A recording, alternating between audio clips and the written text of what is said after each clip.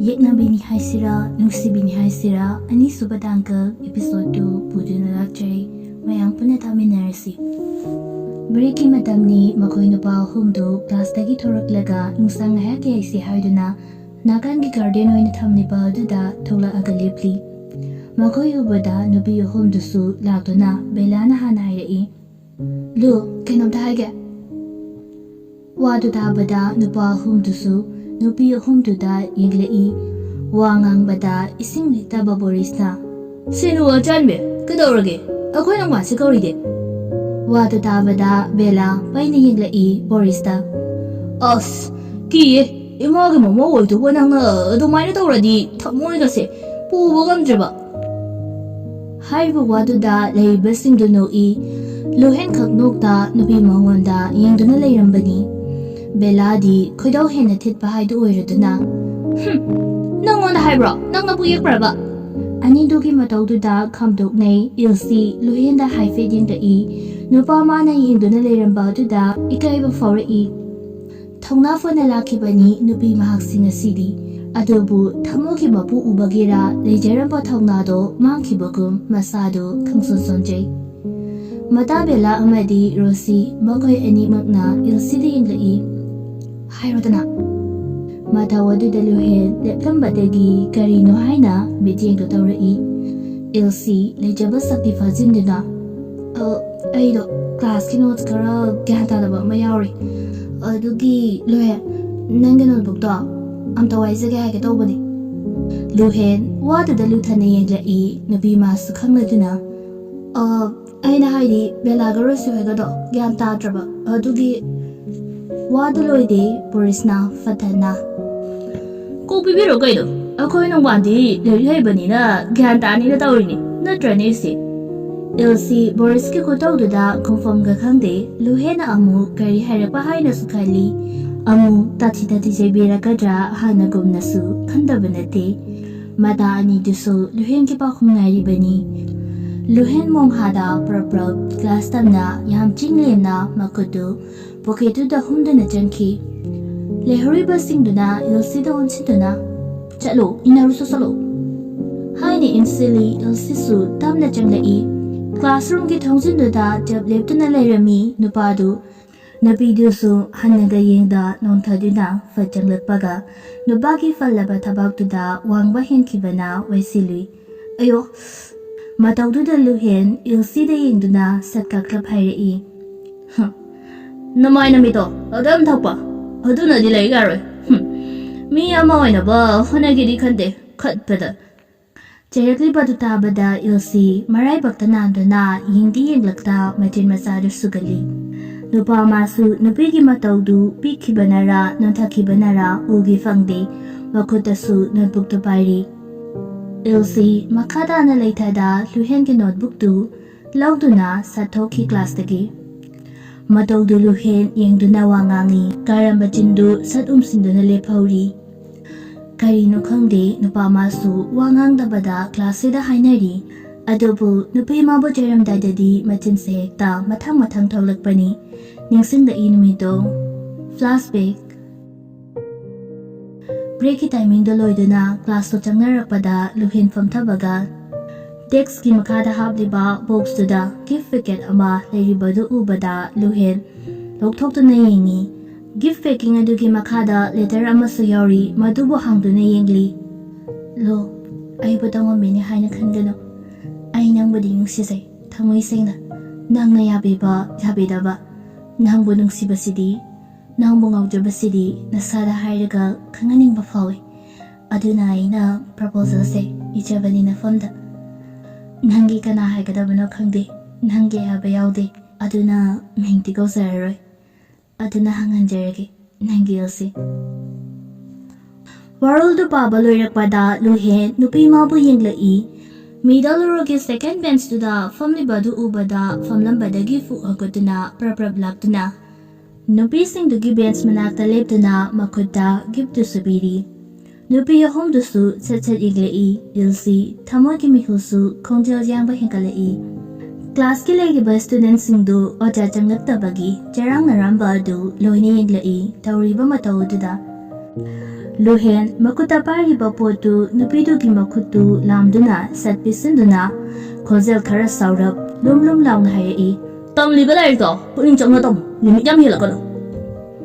Wasti haiduna kaisu hen bahairamda parpap chatki luhen leiriba mayamdu tumin jirol tawnei ilsidi tumina mangoda hairakadra pakhumdu yadrabasu khalubani adubu nupa mana ifong fongna taroliba sidadi ikairaduna pirum lei ojasu mathang changnaktuna class to hokibani end of flashback School ki bell du mathang khinglaktuna students singdu mari changnarei Luhen so class to the changaktuna mathang yauduna loiki Nupi magi hane ki thawdok tu ningsinglingai nupa magi lumlum lawba khontelduna tukaibani adubu fading la imasu ani duna michanari badu bada matar singsu momonokli Boris ka James ka su prabab jangsulaptuna Kayo film shooting lo Sidana James na iman manda hairakpani ani dusu yengnabadu thoktuna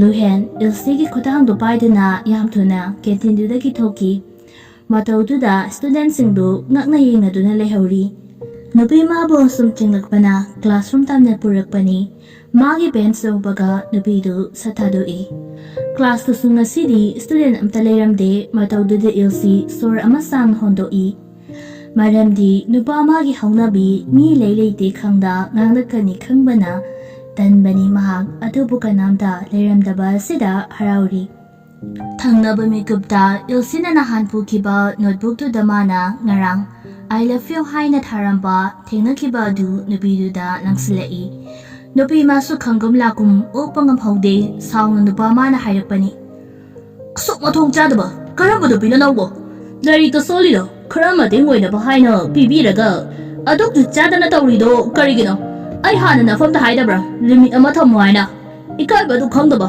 Nupi already lima karatomo Harakli bawadu Lucy ikay ba na mapi ira chelei Nupa masu makatari Ay ngon na kapsinaraga pangtaga na ba na pada Ay di na di Nupi mo ay naga chagat Harakli bawadu Lucy tabangamda leptuna leiba ngamdraduna hanaying lamda kariso hairamda classroom adudagi thoki nupi mana thokibadu yengi kariso wada bagum magi famtunda phamthaduna saktamduda saurambadu toglaga kariga mamung amatagi saktam utta famthagi mataw singsu break loraduna chaglai Kadawre Akhoi Bible nu singa saidi hero ga sana jangkraga Sida kyan tana famlaga leiramisina nati nupi duda kari uktaba muk tawrure karai lekrage Waduda Jamesu Boris ki makatarakli Kari wano ba nang nakodolori sinani pa Luhen mamitu fairap yenglagtuna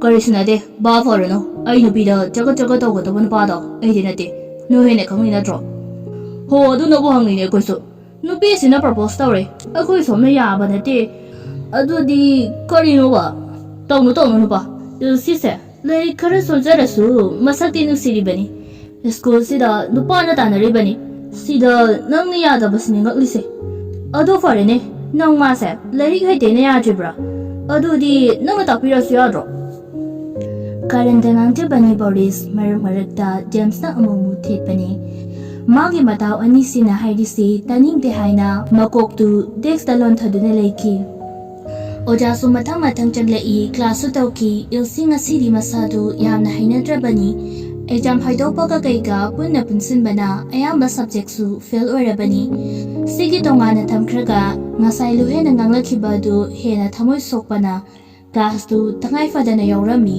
luhen su nupi atubo hannaga yenglakte magi thopa class theory asomne school timing loraduna yum dahnarai Majigi tungda luktaduna tongnaga mayungki lambi lakpani Thonggal jangnamdagi Sungsubora hotel phamli badu ubada masadu khangdete khatpagum Manaw pina hairakpadu ningsing machibu gogduna Ije Sungsubora khara legese charawanaba Machisu manaw pina hairibadu gari du khara helurabani adubu khamduna Nanglor o ay ngaramagi Asi haduna begtudagi lupa yankai lauthoktunabi Chalo, singzu do kun giga borado kun tragiga lor ose.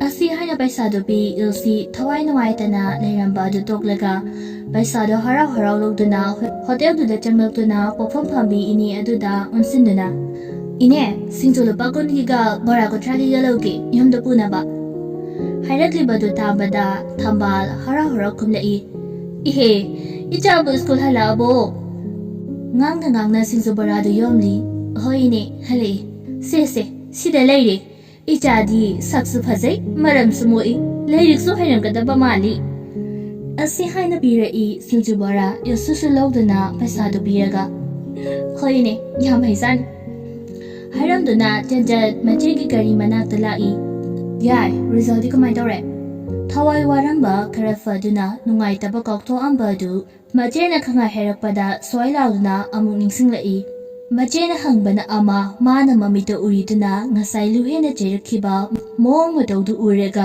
kijabaso pharokpani ilsi somda machesu ngahangba lepte aduda amu gyan tarakpani ilsi nate nangbu result kamai tawrage harba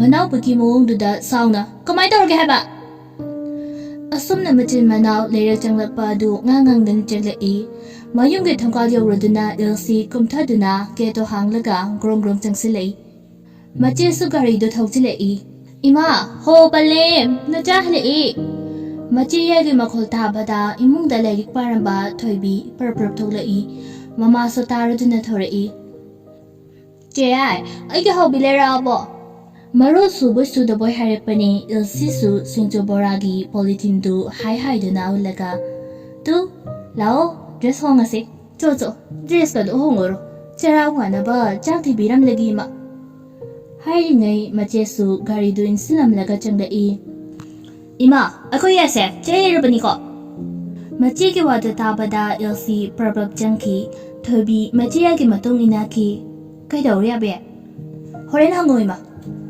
Asi haramduna macha hansu jangki ibeni ingawang na macha singna jangkri badu yengduna lehoi ibeni ki macha si ningong ngakta homni macha ahan graduation loisiladuna private company amada manager oina puri macha yaima mangaw khareti class 9 kari ni na tawridu lyric son bana class 10 kaba ngamluitra haina pakhache macha atombi angang oibana class ke jikakta ka dangairi Nauro long na pokpo oibana makoy macha ahumsi chahi tarit ki mayada kep lebani mama gi awaba khangba macha ahan bidya mama buthadoklam manaw ani buthadoklam yumban bagi chahi yoroba phawba yumpan da leiri mapa na thika tawni haina tawrama matamda imung sigi lantum ayamba pantok thapkibani adubu isorma na thausan bida mapa busu loksin bikiduna hena warge matakta hena wabani Mama na muibu wai habasi hadana samjairakpani machin manaw ahumsi Laima macha halakre haiduna makuta megidu horaga samkong gas tuma pairuduna macha ki katam nakarei Atomba ima changnake Luhen paklaba phamungduda long na hiptuna leirampadu mama ge khonjal tabada haugatuna Changloi ba ai londabani Laima thongdu hangduna changlai Sese sisa selo Chara walu suyade Hatang leiradi na tawsing dola ani Kochingi aduna ne silo na chawko Ase harduna thokige tawi Luhen nang hori matagom Ima aigi phone do yadre Horan talerage pesaki da biyo Kamay na tawrino ne bunga nang ba Hohoi nang jalamdagi thorokpaduda pirage lusilo ko Laima machagi manaktagi thoki Luhen mama na thokrabada Phamungdudagi kumthaduna magi leri tokfam leri baduda changduna laptop tu on tawi karinguma ama thibagum yengli ngasai mama na boraglamba adusu spoon ani ahum kosili tanjaduda makhadagi mama na tana bakori atomba loirabo nataw khaisi yongnairagleni Luhen mama na kaurido taraduna tawrumli badu toklaga fu hagotuna dress loisingi Makhada leimana Boris ka James kada unsinduna Icha singbu school halakpagi kai chanara agi Ima ID charawale Aisu wale kai mathel chara aba ID role ꯑꯩꯒꯤꯅ ꯀꯣꯕꯤ ꯂꯩ ꯊꯣꯡꯉꯦꯕ ꯑꯣ ꯐꯩ ꯃꯅꯥ ꯃꯁꯤꯡ ꯆꯥꯕꯁꯤꯁꯨ ꯑꯗꯣ ꯅꯣꯏꯕꯨ ꯂꯥꯏꯔꯤꯛꯀ ꯀꯟꯅ ꯄꯥꯒꯗꯕꯅꯤꯀꯣ ꯀ꯭ꯂꯥꯁ 10ꯁꯦ ꯀꯨꯏꯍꯧꯔꯔꯣꯏꯕ ꯍꯣꯏ ꯃꯥ ꯑꯗꯣ ꯄꯥꯕꯨꯡꯗꯤ ꯍꯜꯂꯛꯇ꯭ꯔꯤꯕꯣ ꯅꯣꯏꯅ ꯍꯦꯟꯅ ꯈꯪꯅꯩꯗꯨꯅꯤ ꯅꯄꯥꯕꯨꯡꯒꯤꯗꯤ ꯃꯤꯅꯤꯁꯇꯔ ꯑꯗꯨ ꯑꯗꯥ ꯍꯥꯏꯅ ꯌꯨꯝꯗ ꯂꯩꯇꯦꯗꯣ ꯑꯗꯨꯕꯨꯗꯤ ꯏꯃꯥ ꯑꯩꯈꯣꯏꯅ ꯑꯔꯥꯛꯄ ꯈꯨꯗꯤꯡꯒꯤ ꯂꯩꯔꯝꯗꯕꯅꯦ ꯄꯥꯕꯨꯡꯁꯦ ꯑꯁꯨꯝꯅ ꯉꯥꯡꯅꯔꯤꯉꯩ ꯂꯨꯍꯦꯟ ꯀꯨꯝꯊꯔꯛꯏ ꯃꯗꯨ ꯎꯕꯗ ꯂꯩꯃ ꯂꯥꯛꯑꯣ ꯏꯃꯥ ꯃꯅꯝ ꯅꯝꯕꯤꯔꯒꯦ ꯄꯩꯁꯥꯗꯨꯁꯨ ꯁꯤꯗ ꯂꯩꯔꯤꯁꯦ ꯑꯁꯤ ꯍꯥꯏꯅ ꯃꯅꯝ ꯅꯝꯕꯤꯗꯨꯅ ꯄꯩꯁꯥꯗꯨꯁꯨ ꯄꯤꯁꯤꯜꯂꯤ ꯅꯤꯡꯊꯤꯖꯅ ꯆꯠꯂꯨꯀꯣ ꯅꯣꯏ ꯒꯥꯔꯤꯒꯗꯣ ꯐꯖꯅ ꯊꯧ ꯑꯗꯨꯕꯨꯗꯤ ꯏꯃꯥ ꯅꯆꯥꯁꯤꯡꯁꯦ ꯒ꯭ꯌꯥꯟ ꯇꯥꯔꯛꯄ ꯉꯥꯛꯇꯅꯤꯗ ꯋꯥꯔꯤꯁꯅ ꯅꯣꯛꯃꯤ ꯍꯥꯏꯔꯛꯄꯅꯤ ꯑꯗꯨꯗ ꯂꯨꯍꯦꯟꯅ ꯂꯥꯛꯑꯣ ꯌꯥꯔꯦ ꯈꯪꯉꯤ ꯊꯤꯗ ꯑꯉꯥꯎꯕꯁꯤꯗꯤ ꯑꯁꯣꯝꯅ ꯂꯩꯃꯁꯨ ꯃꯆꯥꯁꯤꯡꯗ ꯅꯣꯛꯇꯨꯅ ꯆꯠꯈ꯭ꯔꯤꯕꯗꯨ ꯌꯦꯡꯍꯧꯔꯤ